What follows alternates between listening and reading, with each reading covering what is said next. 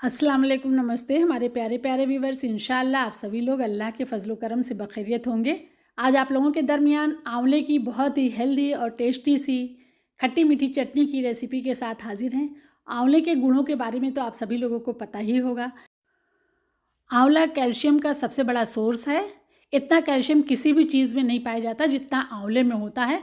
तो चलिए इस हेल्दी सी रेसिपी को बनाना शुरू करते हैं। हमने पानी को रख दिया है उबलने के लिए हाई फ्लेम पर। पानी उबलने लगा है तो इसके ऊपर एक छन्नी हम रख देंगे और इसमें आधा किलो यानी 500 ग्राम हमने आंवला लिया है। आंवला देखिए बिल्कुल फ्रेश है और बड़े साइज़ का है। बड़े साइज़ के आंवले में कसैलापन कम होता है। तो इस तरह उसको रख के ढक देंगे और 15 मिनट तक इसको हम मीडियम फ्लेम पर पकाएंगे। 15 मिनट के बाद इसको हम देखेंगे। 15 मिनट हो गया है तो अब आंवले को देख ले रहे हैं। आंवला बहुत अच्छा सा मुलायम हो गया है। देखिए इसकी काशें सब अलग अलग सी होने लगी हैं। अब हम गैस की फ्लेम को बंद कर देंगे और इस आंवले को निकाल कर रख देंगे ठंडा होने के लिए। सारे आंवले को इस तरह से हम निकाल लेंगे और इसको ठंडा होने के लिए रख देंगे, जिससे इसके ऊपर जो भाप है वो भी सूख जाए और आंवला भी ठंडा हो जाए। फिर इसको हम ग्रेट करेंगे। देखिए आंवला अच्छी तरीके से ठंडा हो गया है। आप इसको मिक्सी के जार में हल्का सा दरदरा पीस भी सकते हैं और या तो आप ग्रेटर से ग्रेट कर लीजिए, तो मीडियम होल वाले ग्रेटर से भी ग्रेट कर सकते हैं, लेकिन हम ये जो सबसे बड़ा वाला होल है उसमें कर सकते हैं, जिससे इसके थोड़ा सा मोटे मोटे लच्छे रहें, क्योंकि आंवला तो हमारा भाप में उबला ही है। तो लच्छे इसके खूब अच्छे से पता चलेंगे जब इनको हम पकाएंगे। तो इस तरह से आंवले को हम ग्रेट कर लेंगे और जो इसका बीज निकलेगा बीज को अलग कर देंगे।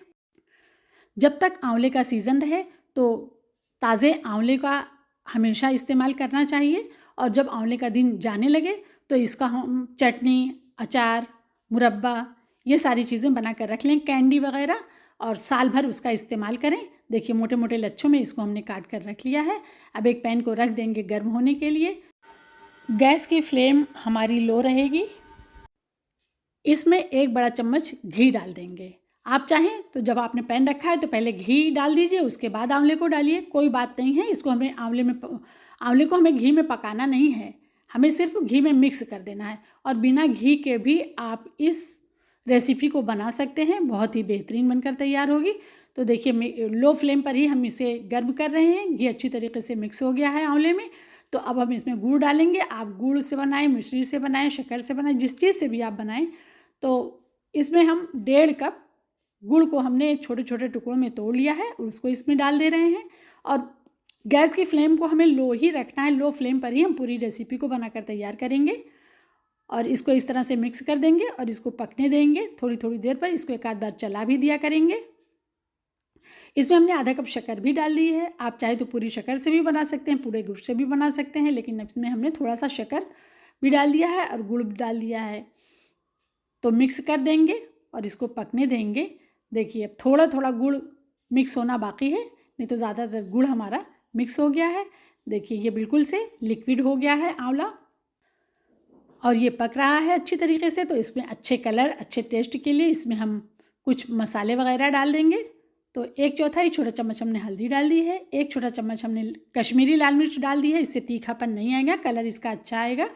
1 छोटा चम्मच हमने इसमें सौंठ का पाउडर डाला है। अगर आपके पास सौंठ का पाउडर नहीं है तो जब आप पकने के लिए आंवले के लच्छों को रखें तो उसी में ग्रेट करके थोड़ी सी अदरक भी डाल सकते हैं, और नहीं तो आपको स्किप करना है तो आप स्किप भी कर सकते हैं। सब चीज़ों को इस तरह से हमने डाल दिया है और 1 छोटा चम्मच हमने काला नमक डाला है।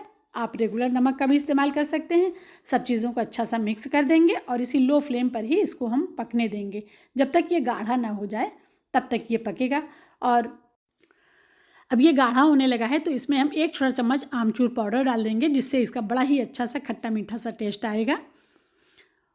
और आंवले के फ़ायदे के बारे में तो आप सभी लोगों को पता ही है कि ये हमारे बालों के लिए, बालों को मजबूत बनाता है, काला बनाता है, आँखों की रोशनी को तेज़ करता है, हड्डियों को मजबूत करता है, याददाश्त को बढ़ाता है।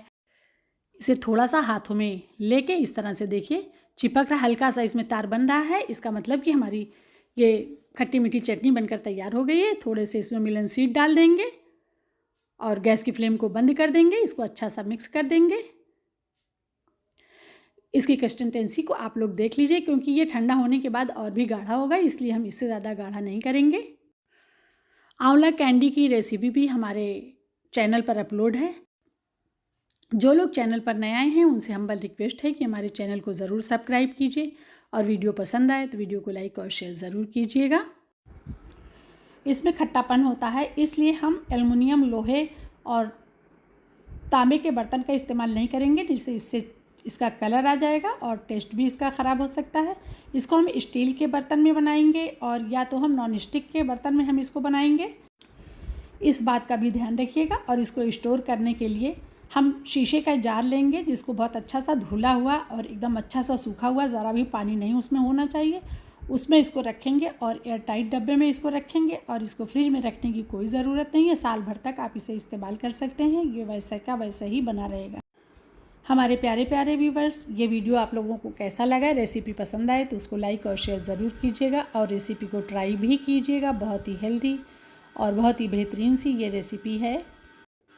वीडियो देखने के लिए बहुत बहुत शुक्रिया, धन्यवाद। फिर मिलेंगे हम एक नई रेसिपी के साथ इंशाअल्लाह। तब तक के लिए आप सभी लोगों से अल्लाह हाफिज़।